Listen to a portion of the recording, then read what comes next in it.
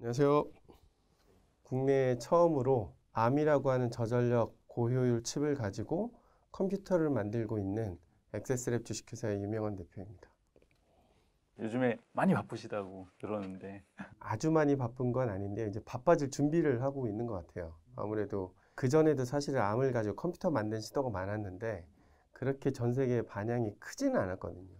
심지어 2018년에 아마존이 서버를 암칩으로 실제 출시를 했다는 뉴스가 나왔을 때도 이 정도까지는 아니었어요. 근데 이제 작년에 애플이 암칩 출시하고 그걸 가지고 이제 맥북을 출시하니까 그 뒤에 이게 어떤 컴퓨터라는 제품이 출시가 되면 벤치마킹 테스터들을 당연히 일반 사용자들도 해볼 수 있는 거잖아요.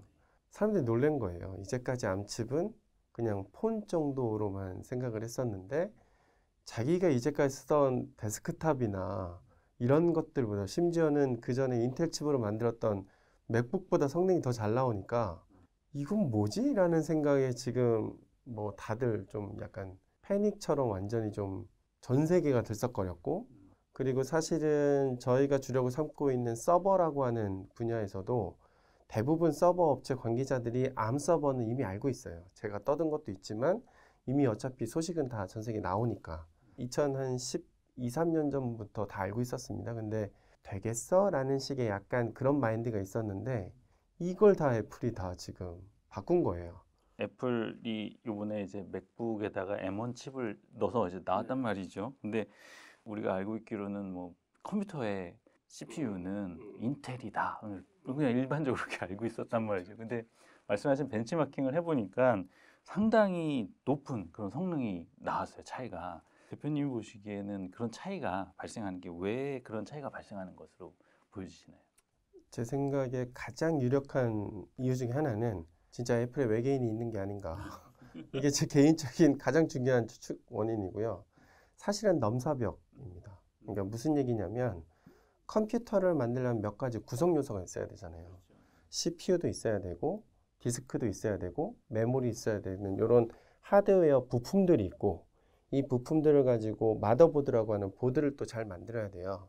그 보드 위에 바이오스부터 운영체제까지 또 소프트웨어도 필요하고 또 거기에 맞는 열을 잘 이렇게 빼주는 그런 케이스 설계까지 다 있어야 되는데 이걸 전 세계에서 한 회사가 전체적으로 다 하는데 애플만큼 잘하는 회사 자체가 없는 거죠.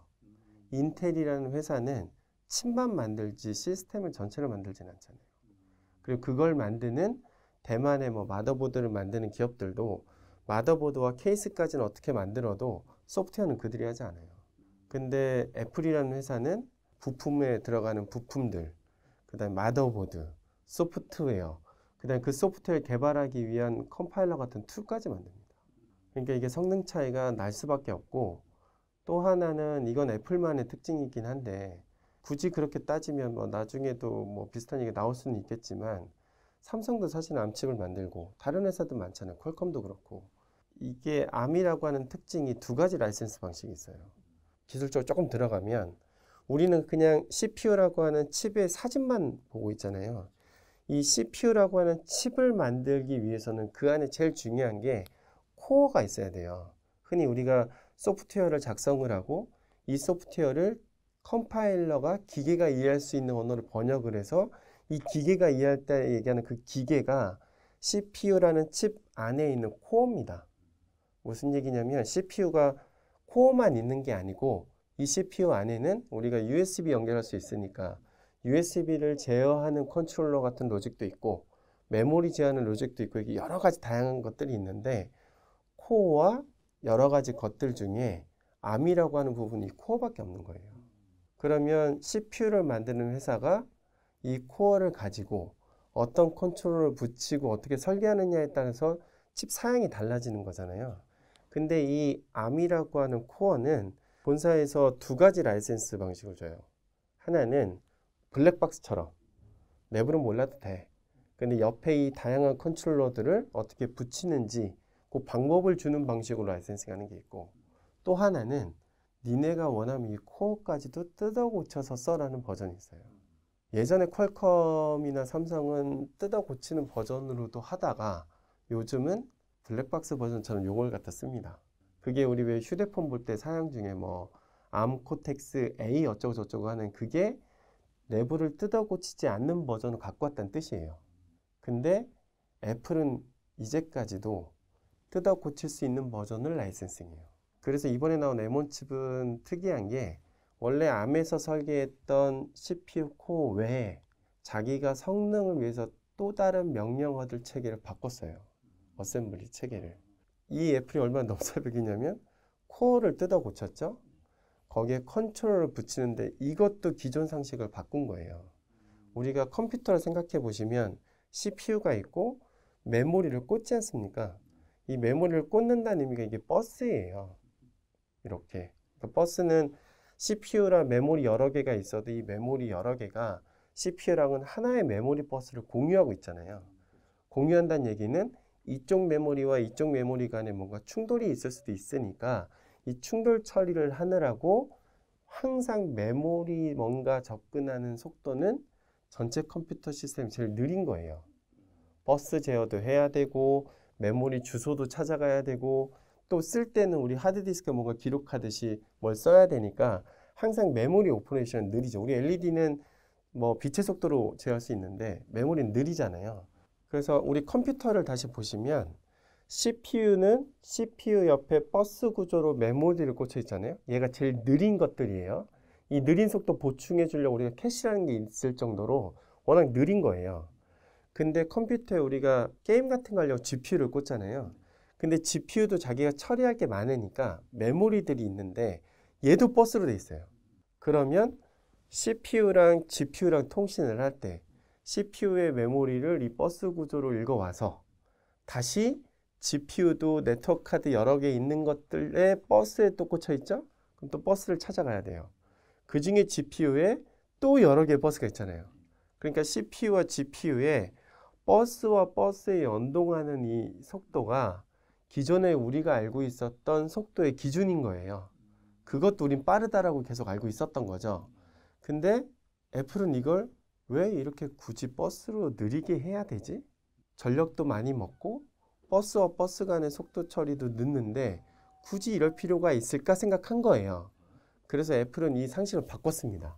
저 GPU 버스를 칩으로 하나 묶어버리면 어떨까 싶은 거죠. 예를 들자면 아티클에서 그걸 봤는데 도시락으로 예를 들었더라고요. 우리가 도시락을 사면 밥이 하나 있고 밥 위에 가까이 반찬들이 쪼르륵 있잖아요. 똑같은 거예요. 메모리는 공통으로 넣고 이 메모리 양쪽에 CPU와 GPU가 연결되는 거죠. 그러면 CPU는 자기가 할 일을 메모리에 쓰겠죠? GPU는 그 써있는 메모리에 그냥 읽어보면 돼요. 이게 한 칩 내에서 굉장히 빠르게 이상 속도가 날 수가 없는 거죠. 그러니까 기존의 컴퓨터의 시스템에 우린 늘 카드를 꽂아야 되고 뭔가를 써야 되고라고 하는 이 개념 자체를 왜 그래야 되지? 라고 해서 아예 바꿔버린 개념. 인텔이나 AMD가 빠른 CPU를 갖다가 만들지 못했던 이유 중에 하나가 될 수 있겠네요. 기술적으로 그 부분을 혁신적으로 생각하지 못했던 부분들. 인텔하고 AMD는 AMD가 요즘 치고 올라오긴 하나 사실 같이 봐야 돼요. 어차피 인텔의 아키텍처를 AMD가 다시 또 코어로 발전시키다 보니까 두 개를 같이 묶고 보자면 인텔과 AMD도 칩업체인 거죠. 이 칩업체로만 보자면 칩업체 입장은 칩을 많이 팔아야 돼요.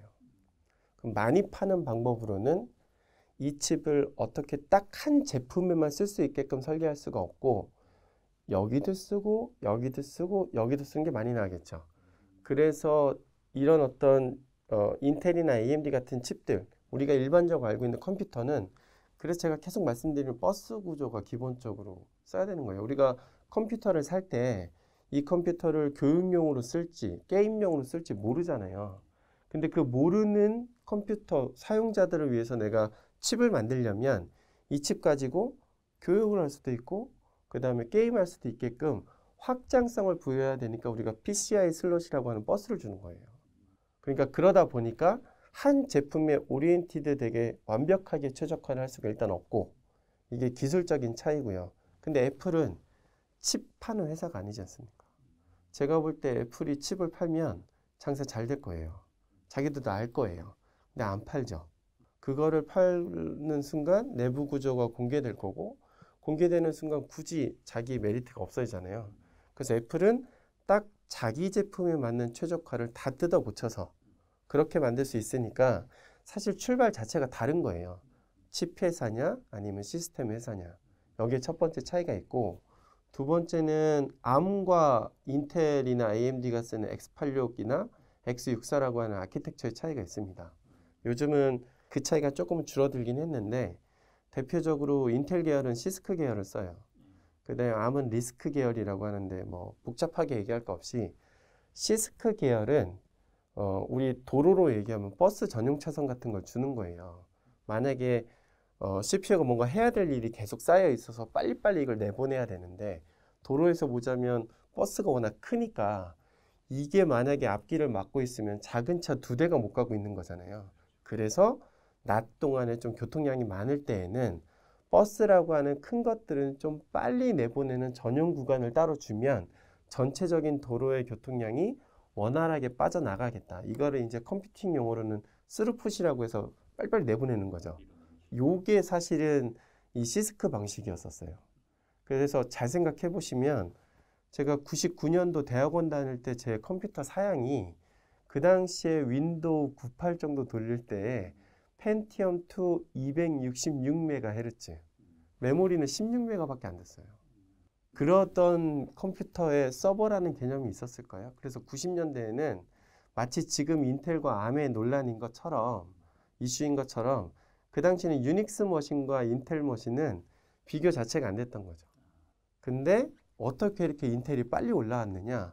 그 시스크 방식의 장점이에요. 시스크는 전용 도로 차선을 빨리빨리 만들어서 이제 전문 용어는 스케일업이라고 해요. 뭐 예를 들면 CPU가 1GHz 속도였던 게 내년에 2GHz로 올라간다. 이렇게 성능 자체를 올리는 방식을 스케일업이라고 하는데 이 스케일업을 하기에 굉장히 좋은 구조였습니다. 단기간에. 그래서 2000년도에 인터넷 붐이 이제 좀 나왔을 때 그 단기간에 유닉스 머신만큼의 성능을 빨리 따라잡을 수 있었던 구조는 이 시스크였죠. 반면에 리스크는 그렇게 안 돼 있어요. 리스크는 전용 도로를 만들기보다 이 큰 일을 해내려면 기존에 있었던 표준적인 사이즈의 일들을 조합을 해서 처리하는 방식을 해요. 그러니까 서서히 성능은 올라가는 구조예요. 그럼 두 차이가 무슨 차이냐? 칩을 만들 때는 그 안에 이제 부품들이 들어갑니다. 트랜지스터라고 하는. 이것들을 많이 붙이면 붙일수록 사이즈는 고정적인데 더 많은 기능이 넣기는 하드적으로 힘들 거잖아요. 시스크가 단기간에 올리기는 좋은데 그러다 보니까 그 안에 부품들이 너무나 많아지고 그러다 보니 사실 발열 문제가 또 생겨나게 되는 거죠. 반면에 리스크 구조는 항상 표준적으로 정해져 있는 정형적인 데이터를 이었으니까 이거를 마치 레고 블록처럼 잘 정리해서 차곡차곡 올라가기 때문에 그렇게까지 내부 구조가 복잡하거나 그러진 않아요. 이게 나중 차이가 어떻게 됐느냐? 인텔은 지금 자기네가 처리할 수 있을 정도의 거의 상한선까지 왔다고 보는 거죠. 근데 인텔 아키텍처 거의 걔를 같이 하고 있는 AMD 역시도 비슷하게 거의 끝까지 왔다고 보시면 됩니다. CPU 헤르츠 잘 안 바뀌잖아요. 그러니까 우리 사람으로 말하면 키를 이렇게 키우는 거예요. 이게 스케일업인데 키를 더 키우게 할 수 없어요. 그러니까 홍길동의 분신술이 나오는 거죠. 나루토 분신술처럼. 이게 스케일 아웃이에요. 자기 복사본을 만드는 거죠. 그러면 얘가 할 수 있는 일의 양을 늘리는 게 한계치가 왔으면 이 녀석을 여러 개 넣으면 역시 아까 말했던 스루풋은 올라가게 될 거잖아요. 그게 멀티코어입니다. 근데 이것도 이제 인텔 쪽 진영은 한계가 온 거예요. 그래서 잘 보시면 인텔은 알테라라고 하는 FPGA 업체를 인수했죠. AMD도 자일링스를 인수했죠. 왜 그랬을까요? 이제 전공법으로 칩 자체를 뭔가 할 수 없으니 이제 별도의 우분을 하나 만들어서 변종의 칩을 만들려고 하는 거예요. 반면에 ARM은 아직까지 여유가 있습니다. 그 변종의 칩은 어떤 형태일 거라고 혹시 생각하시는 바가 있으실까요? 제 생각에는 CPU에서 처리하기 부담스러워하는 일들의 일부를 FPGA에 줄 거예요. 근데 그렇게 생각하는 방법도 있고 사실은 아까도 얘기했지만 인텔 진영은 칩만 많이 팔면 되잖아요. 그러면 다양한 범위의 이 제품에 자기 칩을 박을 수 있는데 이 칩과 잘 짝이 맞는 변종 카드들이 있을 수 있는 거죠. 예를 들자면 요즘 스마트 닉이라고 하는 게 있어요. 엔비디아가 DPU라는 이름의 칩도 나오고 있고, 이게 뭐냐면 옛날에 네트워크 카드를 생각해 보면 외부에서 데이터 들어오죠. 그럼 네트워크 카드는 이거를 잘 데이터가 이제 순서 없이 왔으니까 순서를 잘 정리해서 이걸 CPU에 보냅니다. 이게 끝이에요. 그러면 이걸 받았을 때 CPU 쪽에 돌아가는 소프트웨어가 이게 뭐 해킹인지 일반적인 데이터인지 다 여기서 처리했잖아요. 근데 이거를 요 네트워크 카드에 작은 CPU를 박아요. 그래서 CPU까지 안 가고 얘 안에서 이거는 잘못된 데이터야. 버려. 굳이 CPU에 부담 주지 마. 자기가 처리할 수 있으면 굉장히 빨라질 거잖아요. 이런 식의 일들에 FPGA를 쓸 수도 있죠. 실제 그렇게도 만들어지고 있고. 다시 이제 암 얘기로 들어가 보면 암이 가지고 있는 장점이 또 하나가 이제 초저전력이라고 볼 수 있잖아요. 예전부터도 얘기 나왔던 부분이긴 한데 AMD나 인텔은 왜 그 부분이 큰 장점인 걸 알면서도 왜 그 기술을 만들어내지 못하고 있는 걸까요? 그게 아까 시스크 리스크 구조 차이입니다. 짧은 순간에 빨리 올렸어야 됐으니까 쉽지가 않은 거죠. 우리 펜티엄 시절 다시 보시면 처음으로 CPU 위에 CPU 전용 팬이 붙기 시작한 게 펜티엄 4였어요. 사실 전력이라는 게 열과 관련이 있어요. 우리 왜 전화를 오래 하다 보면 뜨겁잖아요. 이게 뭐냐면 전력은 우리 이제 중학교 때인가요? 전류 곱하기 전압 이렇게 곱하면 전력이 나오잖아요. 근데 전압은 안 바뀌어요. 우리 USB 5V, 뭐 220V 안 바뀌잖아요. 그러니까 바뀌는 거는 전류 값인데 이 전류는 사람이 느끼는 정도에 따라 달라지는 거예요.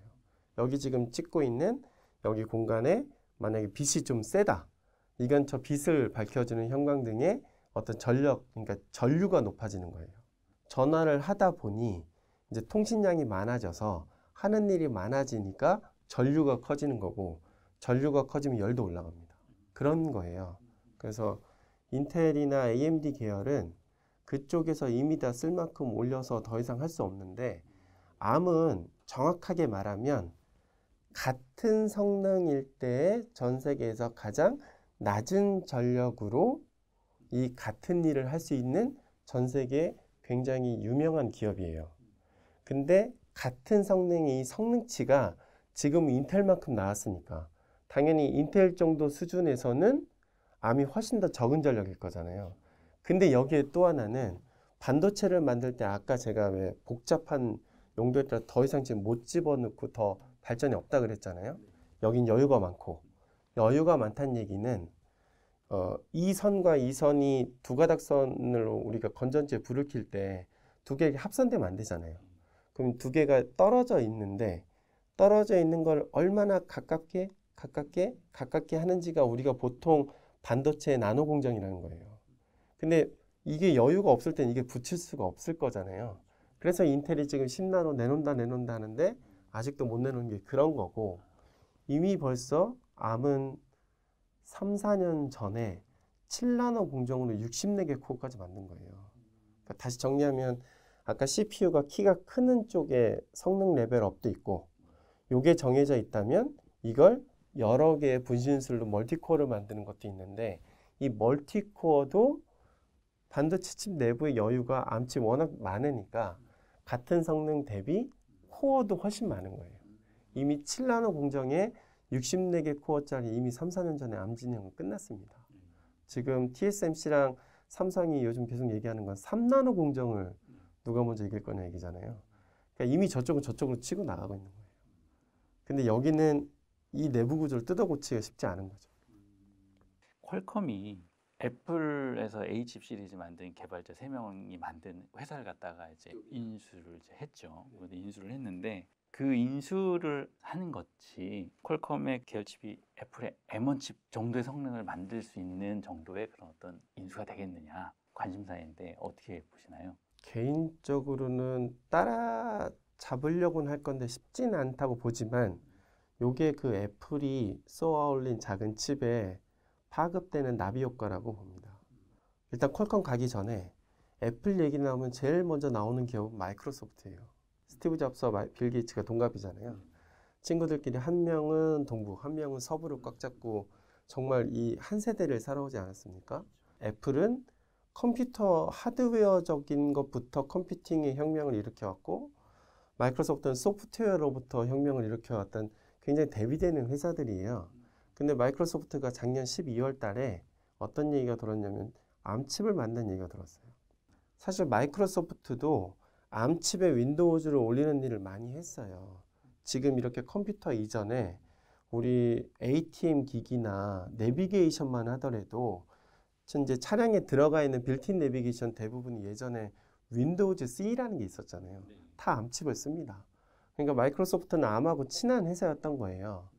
그래서 서피스라고 하는 거에 윈도우 RT라고 하는 희대의 실패작을 만들어서 내놓기도 했었죠. 최적화가 덜 돼 있던 거예요. 관심은 있고 될 거는 같은데 이미 자기 주력 시장인 인텔의 컴퓨터에 윈도우에 오피스에 더군다나 클라우드에 그러니까 이쪽을 크게 신경 안 썼던 거죠. 그 사이에 항상 자기가 만드는 컴퓨터로부터 혁명을 일으켰던 한 애플 컴퓨터 1 버전이 1976년인가 나왔을 거예요.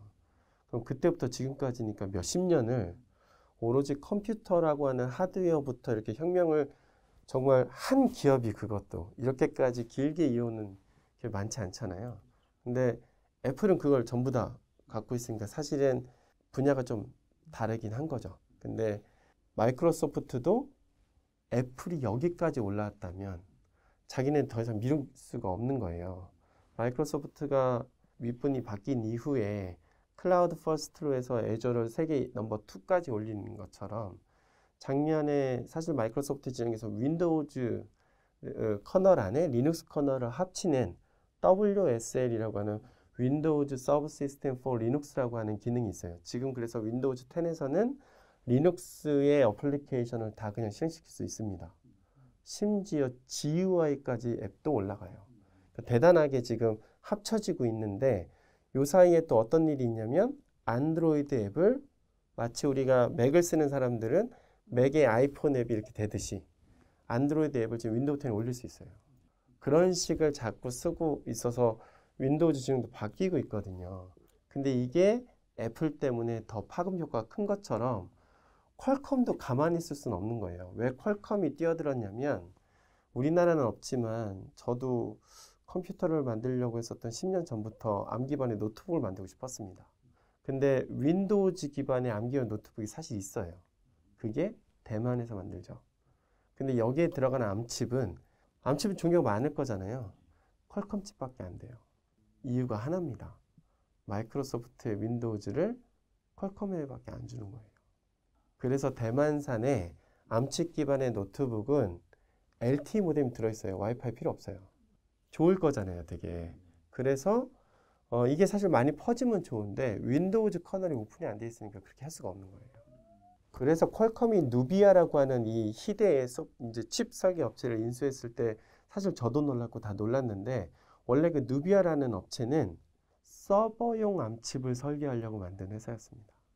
그리고 퀄컴도 지금 망하긴 했지만 센트릭이라고 서버용 암칩을 만들어서 출시한 적이 있어요. 사실 아시아 첫 번째 파트너사가 저희 회사였어요. 2018년 2월에 샌디에고 퀄컴 본사 가서 저희가 따왔는데 못했죠. 근데 어쨌든 퀄컴도 서버도 관심이 있었지만 일단 노트북이 너무 크는 거예요. 근데 앞으로 잘 보시면 코로나가 당분간 2, 3년 더 갈 거고 그래서 지금 인텔이 이번에 실적 좋았습니다. 이 와중에도 노트북이 많이 팔려서 코로나 때문에 그러니까 퀄컴도 휴대폰으로 이제 더 이상 크기 쉽지 않잖아요. 그러니까 노트북도 보는 거죠.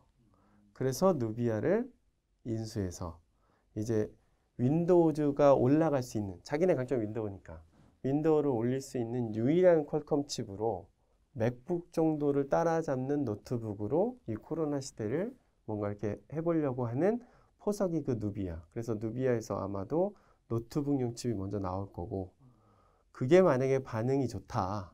그런 서버까지 갈 수도 있겠죠.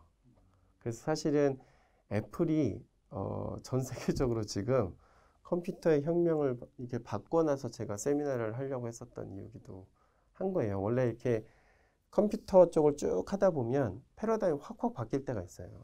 아마 말씀드리면 기억나겠지만 90년대에 그 당시는 한국통신이었죠, KT가. 그때 꿈의 디지털 종합통신망 ISDN이라고 TV 광고도 나온 적이 있어요. 근데 이때는 인터넷이라고 하는 통신 방식과 ATM이라는 통신 방식이 같이 있을 때예요. ATM 사라졌죠.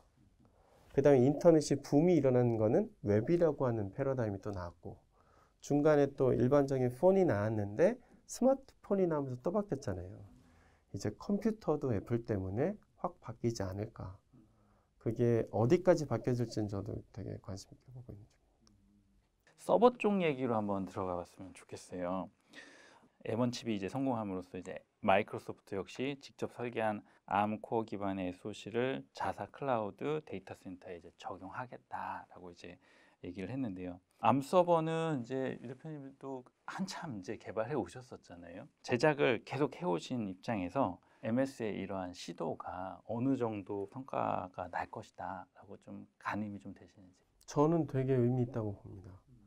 우스갯소리로 하드웨어의 명가 마이크로소프트 이런 얘기 많이 했어요. 왜냐면 마이크로소프트에 나오는 키보드 마우스 정말 좋거든요. 근데 실제 마이크로소프트가 실제 하드웨어 서버를 많이 만듭니다. 전 세계에서 자기가 쓰는 하드웨어 서버를 직접 만드는 대표적인 회사가 구글과 페이스북이에요. 특히 페이스북은 이제 구글은 자기네가 만든 거 절대 공개 안 하는 주의고, 페이스북은 자기네가 만든 걸 반드시 오픈소스로 공개하는 주의예요. 그래서 페이스북은 자기네가 만든 데이터 센터, 그 안에 들어가는 서버, 그 안에 뭐 전력 구조나 이런 모든 것들을 오픈 컴퓨터 프로젝트라고 해서 벌써 2011년인가? 그때부터 오픈하고 있어요.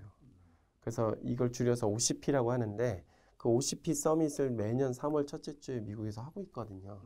여기에 가장 열심히 참여하는 기업이 마이크로소프트예요. 그 마이크로소프트도 당연히 암칩에 대한 연구와 인력들을 확보하고 있는 걸로 알고 있었어요. 근데 어느 정도로 이게 이슈화가 될지 몰랐던 거죠. 다만 이번에 이제 아마존 사례가 잘 나오고 있고, 아마존에서도 TCO나 이런 효과가 좋은 거 플러스 애플까지 이러니까, 마이크로소프트는 아까 퀄컴하고 좀 다르죠. 퀄컴은 노트북을 먼저 하고 나서 서버로 갈 거라고 제가 예측하는 거고, 마이크로소프트는 반대예요. 서버를 먼저 하고 노트북 쪽으로 갈 가능성이 있다고 봅니다. 왜냐하면 마이크로소프트의 첫 번째 시장은 무조건 클라우드 퍼스트거든요. 그러니까 클라우드를 잡아야 되는데, 그럼 마이크로소프트도 수많은 서버를 직접 만들고 그걸 사용하고 있는데, 인텔은 더 이상 이제 코어 수가 늘지도 않고, 그 다음에 뭐 전력 효율이 나아지지도 않고, 심지어 마이크로소프트는 데이터 센터를 바닷속에 잠기게 하는 실험을 3년 동안 했습니다. 그 찾아보시면 나오는데요. 수륙통처럼 만들어서 그 바다 안에다가 3년 동안 돌려보고 난 결과를 얼마 전에 뽑았어요. 2018년부터 시작했는데, 바닷속이니까 냉각장치가 필요 없어요. 그리고 해킹에 대한 염려가 거의 없습니다. 그러니까 굉장히 안정적으로 통신 라인만 잘 돼 있으면, 이런 실험들을 하고 있었던 마이크로소프트라 거기서 만들어낸 암칩이라면 최소 전 세계 넘버 2 클라우드 기업인 MS 내부에서만 써도 엄청나겠죠. 근데 거기에 개인적으로는 윈도우즈 서버가 이제 ARM을 지원하니까 ARM 서버의 이제 어떤 생태계에서도 굉장히 좋아지는 거고, 그렇게 되면 ARM 서버 자체의 시장 자체가 굉장히 커질 거예요. 그렇게 해서 아마 마이크로소프트는 서버부터, 클라우드가 먼저니까, 근데 거기서 입증을 하면 당연히 노트북용으로 칩이 나오지 않을까 싶습니다. 그러니까 퀄컴하고 비슷한 생각이나, 오히려 노트북은 퀄컴을 시켜서 그렇게 해서 나가는 원래 전략을 하고 자기네는 서버로 먼저 선점을 한 후 그 다음에 노트북으로 가도 늦지 않겠다 생각하는 거죠. 어차피 커널은 자기네가 주고 있잖아요. ARM이라는 이제 아키텍처가 사용된 지는 참 오래됐는데, 이게 애플이 이제 M1 칩으로 해가지고 사용하고 그러면서 더 많이 더 이제 시장에 확대를 가져올 거라고 보여지고요. 그리고 말씀하신 것처럼 서버 시장에도 뭐 MS부터 시작해가지고 전반적인 이제 ARM 시장에 강한 이제 그런 어떤 흐름이 나올 것이라고 이제 보여지는데요. 시스템 반도체 분야가 우리나라는 아직 좀 약한 부분이 있잖아요, 사실. 그런 이제 부족한 부분을 우리나라가 이제 글로벌 경쟁에서 많이 뒤지지 않아야 되는데, 그러려면 이제 실제로 뭐 연구기관이라든가 뭐 한국에 있는 그런 어떤 기업이라든가 이런 부분들이 애플이 내놓은 저런 어떤 M1 칩을 보면서 어떤 부분에 좀 중점을 두고 봐야 우리나라도 뒤처지지 않을 거라고 보시는지. 예전에 그 정치 토론하는 프로그램에 모 국회의원이 지금은 고인이셨지만 어쨌든 그분이 재미난 얘기를 했어요. 한국과 일본에 관련된 관계에 대한 심층적인 얘기였는데 한국과 일본이 합칠 때도 있다. 언제 합치냐. 지구에 외계인이 침입했다. 그럼 그때는 한일 관계가 중요한 게 아니라 외계인부터 일단 물리치고 놔야 되니까 그럴 때는 한국과 일본이 먼저 합쳐서 외계인부터 쳐부시고 그 다음에 우리끼리 논하자라고 하는 아주 명쾌한 답을 내놓으셔서 그때 빵 터진 적이 있었거든요. 지금 우리나라 시스템 반도체가 그렇게 대응해야 됩니다. 미국이란 나라에서 이렇게까지 많이 올라오는 건 지금 시스템 반도체가 시장이 뜨고 그쪽이 될 것 같으니까 또 정부에서는 당연히 돈을 풀죠. 그다음 기업들은 또 뭐 삼성도 이제 비메모리 쪽 한다고 하고 다 하긴 할 거예요. 여전히 칩에만 머무는 거죠. 무슨 얘기냐면 칩만 가지고는 시스템이 만들어질 수 없어요. 우리가 스마트폰이라는 제품을 사고 컴퓨터, 노트북이라는 제품을 사는 거지 그 안에 들어간 칩을 사는 건 아니잖아요. 그러면 칩은 우리가 잘 만들 수 있을 건데 그 칩도 잘 보면 애플만큼 만드나요? 퀄컴만큼 만드나요? 쉽지 않은 거죠. 우리나라에 특히 넘버원이라고 하는 삼성도 물론 칩 설계를 잘할 수 있는 능력도 있을 건데 일단 당장 돈이 되는 거는 칩을 메이킹해주는 수주를 더 많이 하잖아요. 그래서 맨날 TSMC랑 싸우고 있고 그러면 이걸 기술 개발을 해야 되는데 그럴 만한 투자를 이게 하루 이틀 될 것도 아니고 그러면 기업체가 최소한 애플 아까 말씀드렸듯이 1976년도부터 컴퓨터를 만들었어요. 컴퓨터만 만들어 왔어요. 다른 데 이렇게 눈길 안 뒀죠. 칩은 당연히 만들어 왔습니다. 아는 분들은 아는데 암이라고 하는 회사가 처음 만들어졌대 캠브리지에서. 그때 3개 회사가 투자했는데 그중에 한 군데가 애플이에요. 처음 만들어질 때부터. 그러니까 이미 기술 자체를 갖고 있는데 애플은 여전히 자기 컴퓨터를 잘 만들기 위해서 투자한 거예요. 근데 우리는 그러지 않잖아요. 당장에 수익이 나야 사장 자리에서 안 물러나고 이런 체계가 바뀌기 전에는 따라잡기 힘듭니다. 근데 만약에 기회가 있다면 우리는 또 문제가 생기면 역경을 다 이렇게 코로나처럼 해결할 수 있는 민족이니까 사실은 합쳐야 돼요. 우리나라 단일 기업이 해외에 있는 기업이 이길 수 없어요. 그럼 예를 들어서 스마트폰, 안드로이드만 하더라도 우리나라에 있는 안드로이드 앱 개발자 말고 앱이 아닌 시스템 개발자는 중국 따라잡기 힘듭니다. 이미 벌써 뒤처진 지 한참 됐어요. 안드로이드 내부의 커널을 바꾼다든지 이런 거는 다 중국에서 대부분 나와요. 그러니까 그 정도 수준이 되려면 안드로이드를 만드는 이번에 LG가 모바일 쪽 뭐 매각선이 나오는데 예를 들어서 그것도 삼성과 LG가 안드로이드를 같이 무언가 국내에 컨소시엄을 만들어서 적극적으로 투자해서 시스템 이쪽을 굉장히 올렸다면 그 위에 올라가는 하드웨어 폼팩터나 어떤 아이디어만 가지고 승부를 했다면 LG가 저 지경까지는 안 갔을 거라고 생각이 들어요. 근데 다 경쟁만 하고 있고 그 다음에 하드웨어 일부 뭐 숫자 하나 바꾸는 거 예를 들면 어떤 분이 그런 얘기도 저한테 하셨는데 3나노, 5나노가 중요한 게 아니라 결과적으로 그 칩이 들어가서 나오는 성능이 중요한 거죠. 그러면 시스템을 만들기까지 칩, 소프트웨어, 그 다음에 툴 이런 전반적인 걸 다 갖고 있냐 이거예요. 그리고 다 갖기도 쉽지도 않고 미국이란 나라, 해외라는 나라, 유럽 같은 나라에 우리나라가 절대적으로 뒤지는 게 기초과학입니다. 우리나라 운영체제 하나 없잖아요. 한국형 OS 맨날 떠들어봤자 리눅스 UI 껍데기 바꾸는 거예요. 우리나라에 뭐가 있어요? 늘 응용만 하죠. 당장 돈 될 거. 이런 것만 매달리고 있으니까 사실 쉽지가 않은 거예요. 근데 이거는 학교도 바뀌어야 되는 거예요. 학교에 지금 인베디드 시스템 가르치는 과정 자체가 거의 없고 가르쳐봤자 아두이노나 라즈베리 깔짝거리고 끝나요. 그거 가지고 뭘 개발하겠다는 건지 모르겠는 거죠. 심지어 어떤 대학교는 C 언어 과정이 사라졌답니다. 답답한 거죠. 물론 그런 시장도 있어야 되는 거예요. 플랫폼이라고 하는 서비스도 무언가 만들고 해야 되는데 항상 이 위에 있는 서비스들을 받쳐주는 건 근간이 되는 기초과 기초기술인 거예요. 이걸 학교도 외면하고 있고 기업도 외면하고 있는데 지금 애플과만큼 강자가 되려면 그런 기초과학들이 탄탄하게 된 다음에 여기서 쌓은 노하우들을 가지고 우리는 이제 모든 기술을 갖고 있으니까 갖고 있는 걸 다 뒤집어 엎어서 만들 수 있잖아 라고 하는 정도가 나와야 그런 넘사벽 제품이 나오는데 그걸 안 하고 있으니 그러면 우리나라가 이길 수 있는 방법은 합치는 방법밖에 없어요.